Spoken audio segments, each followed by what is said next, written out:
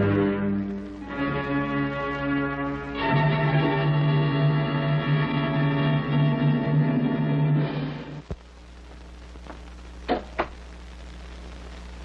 know how difficult this must be for you. Do you? Military intelligence must know what happened, what went wrong, tracking down leads. You're just one of many. How did the enemy know exactly where and exactly what time the raid was to take place? Do you believe I'm a spy or something? Certainly not. But how can I believe this? It's the truth.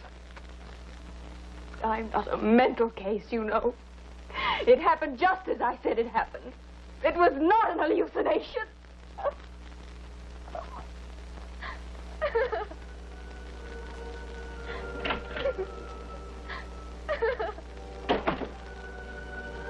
Hallucination. The perception of objects which have no reality, usually arising from disorders of the nervous system. Well, perhaps. But 3 of England's finest neurologists examined Emily McDougall all that summer of 1943 and found her nervous system quite normal. But what could it possibly have been but an hallucination?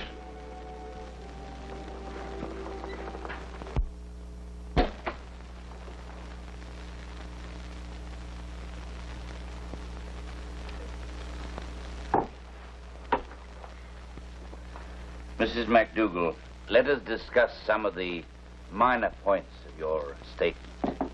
About this girl, Anne. So now Anne's an enemy agent, too, hmm? Well, she happens to be from Omaha, Nebraska, which I understand is still in Allied hands. Mrs. McDougall, we lost almost 6,000 men in that raid. Sorry. Now, tell me about Anne.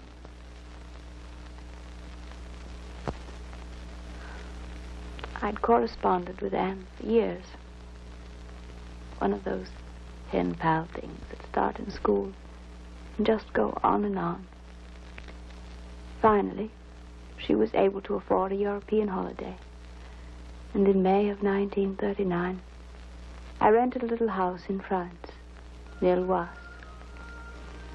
Beautiful little house. Not 100 yards from the sea.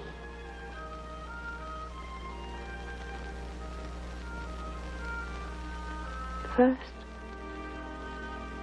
I thought it was the sea.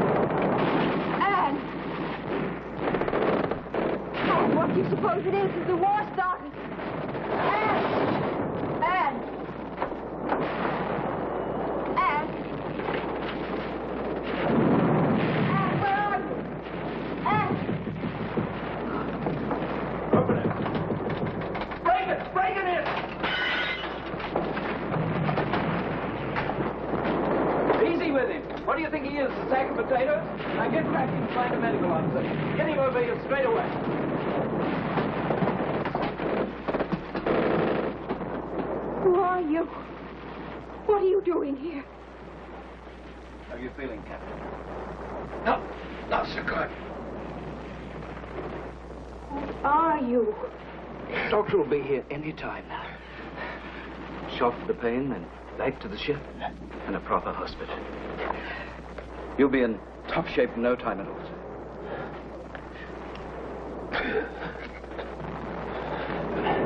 Come on. Take your mind off your troubles. Did you ever see such a bloody mess? Where were the ships, the planes? How could so many things go wrong? Hitler would dance a jig when he hears how we botched this one. He'll make August 12th a national holiday. Free beer and pretzels for everyone. Hang on. The doctor will be here any second. Answer me. Why don't you answer me? Sergeant, Sir? if the doctor shouldn't come in time, Now, don't talk like that, sir. if I shouldn't get back all right, look up my wife. Understand? Make it as easy as you can. And tell her I love her. Emily, I love you.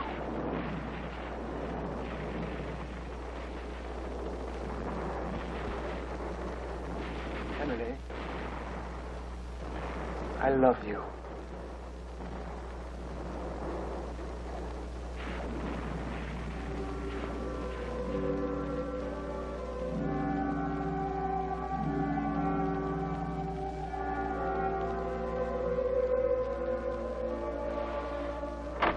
Emily!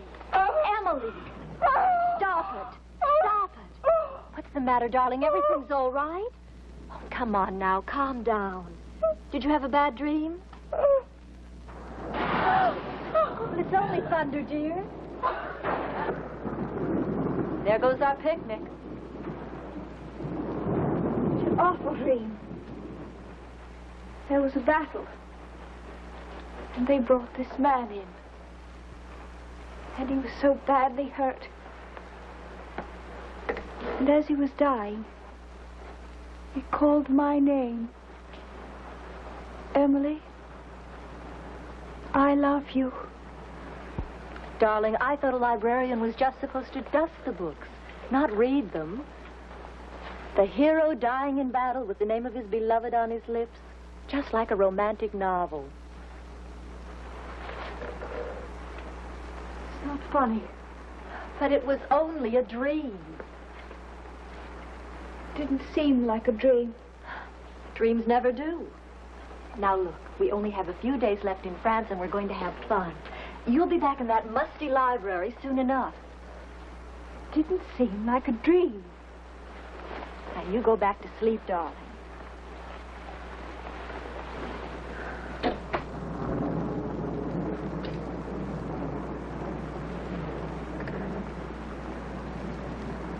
It didn't seem like a dream at all.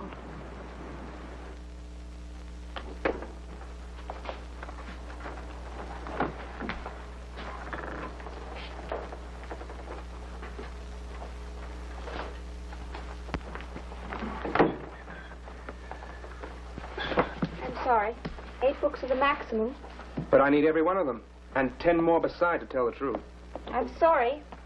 But don't keep saying you're sorry. I need the books. I'm sorry. What is it?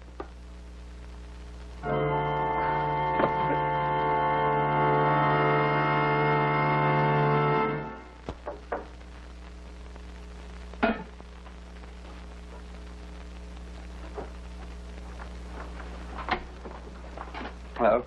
Feeling better? Oh, no. No. No. No. No. Please don't faint again. This is terrible. Just terrible. I shouldn't have run from the library when you fainted, but nothing like this has ever happened to me before. I made a girl blush once, but, well, everybody in town could make her blush. That was no accomplishment. Doctor said I fainted because I'm coming down with influenza. I'm glad. I mean, I'm glad because it wasn't because of me. Your name was on the nameplate on your desk, so I looked up the address in the directory. Well, better stay in bed and drink plenty of tea. A drop of whiskey wouldn't hurt either. Bye.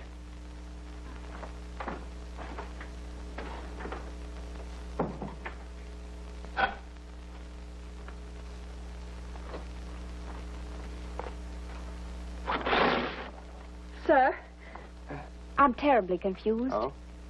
About what? Have I seen you before? Well, I came down from Dorking. It's a little town 6 miles from Glasgow. And, I went to Liverpool when I was 6 years old for my eldest sister's wedding. I'm sure we didn't meet there. But it really was you. And you said my name. I did. I don't have influenza. And I don't faint when a man looks at me. Good. And I'm not a neurotic or a hysteric or anything like that. Jolly good. I did dream about you. It was a terrible dream. Oh, I apologize. You're making fun of me. No, I'm not. Really, I'm very sympathetic. You were laughing at me. No, really. Go away. I'm not laughing at you, miss. Really, I'm not.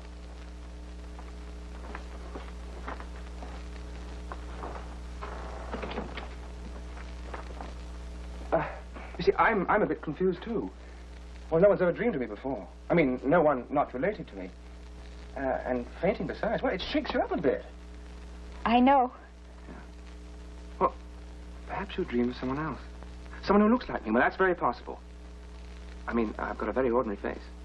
You have not. You've a marvelous face.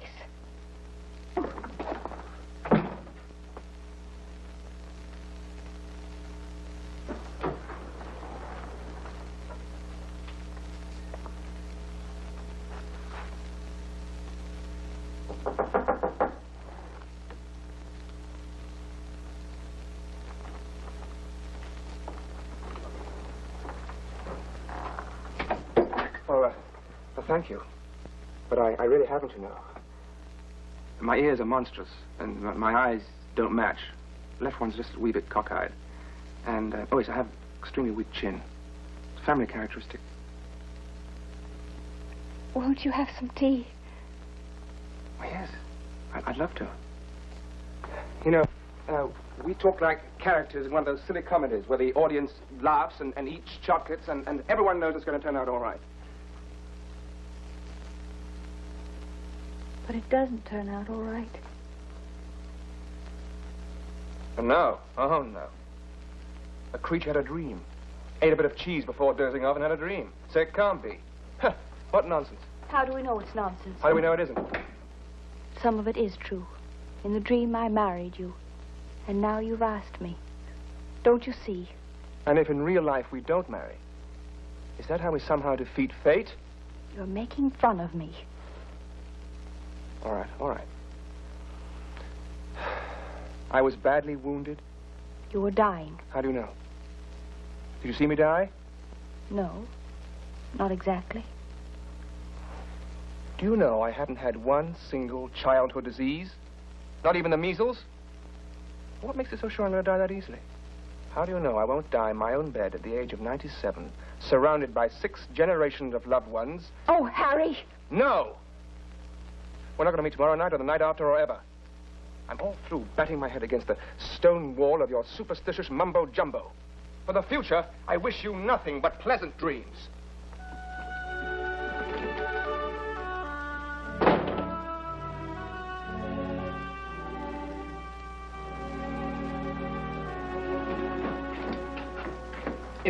In that dream, or whatever it was, I was wounded in a war?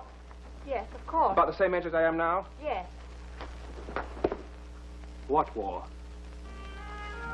Thank you, my good man.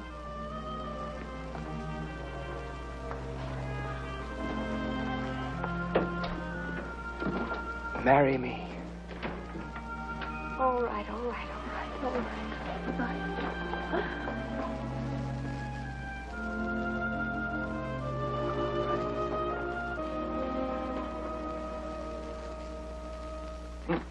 And I don't see why, if following our plan in the next 2 months, we could...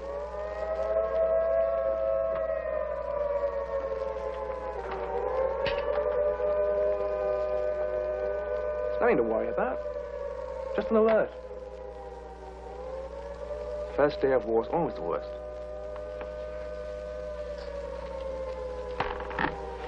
Emily, darling. In about a month from now, Adolf will be on his bony knees begging our pardon. Can't you just hear the dear chap explaining the whole thing was a slight misunderstanding?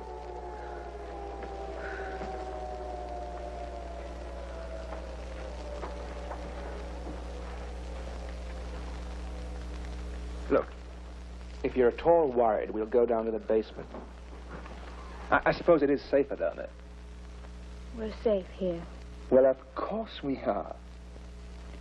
Doesn't happen here. It happens near Pointe-Loise, in France. Emily.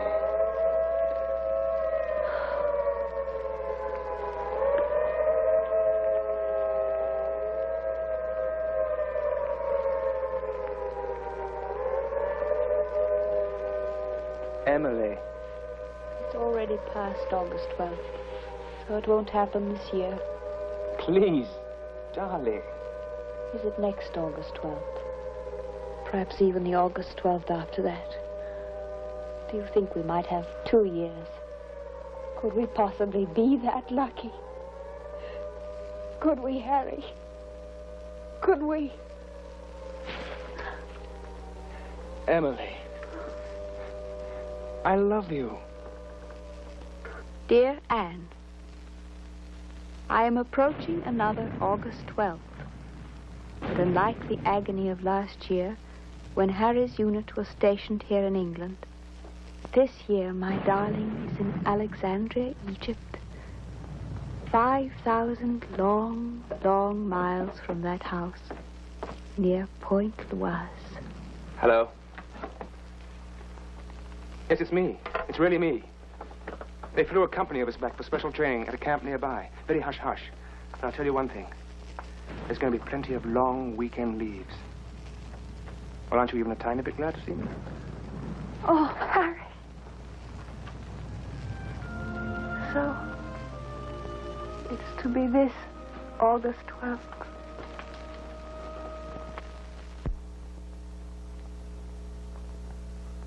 Harry? Harry? Yes, I'm right here.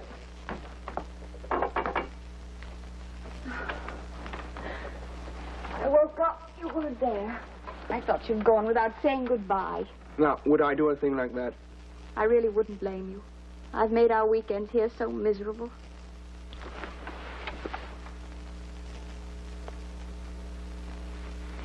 Why are you up so early? Oh, couldn't sleep. Why? No reason? How long have you been awake? I don't know. It's almost 5. I'd best start breakfast. Emily, Yes? you know, in that dream of yours, I was a captain, wasn't I? That's right. Thank heaven you're just a lieutenant. If some things are wrong, maybe everything's wrong. Yes.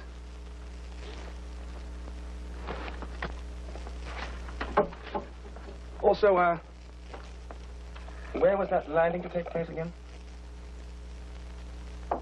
Oh, now, don't look so serious. What is it, Harry? Nothing. Well, after all, it's such a spectacular dream, I like to check up on it from time to time. Just to keep the facts straight.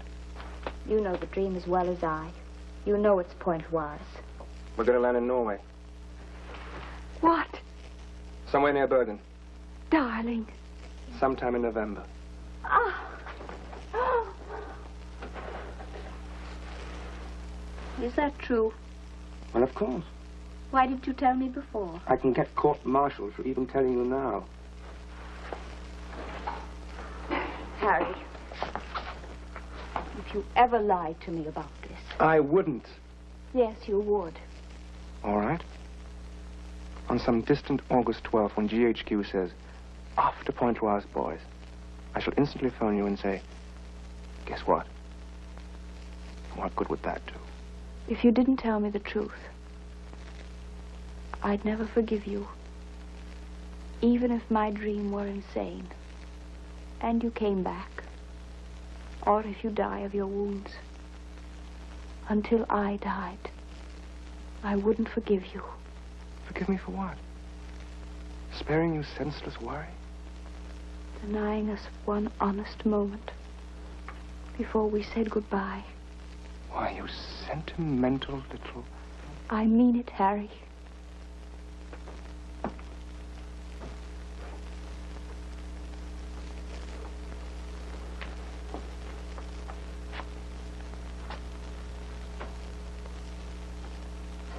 Pointe-Loise. What? Oh, nothing. Nothing.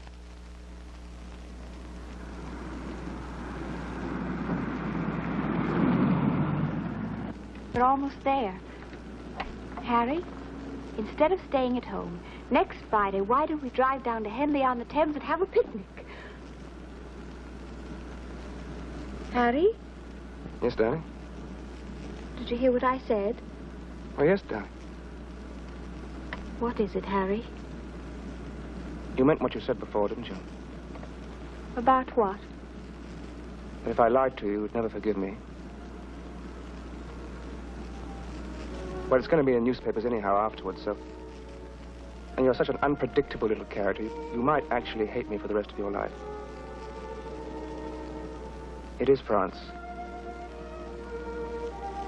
And we are landing August 12th. But I'll come back to you, Emily. I will. No, no!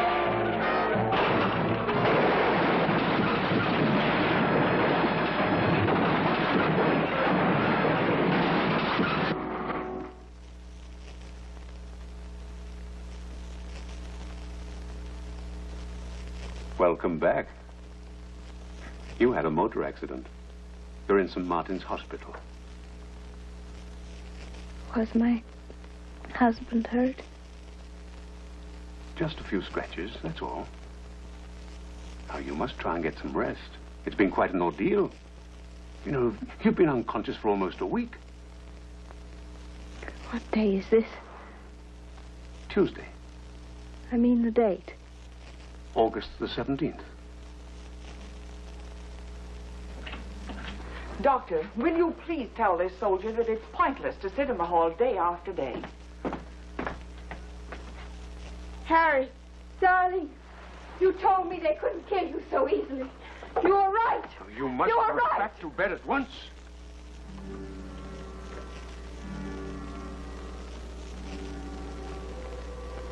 Harry's dead, isn't he? Oh, please, you must go back to bed at once. A shock like this might kill you. It's all right, Doctor. I've been expecting this man for years.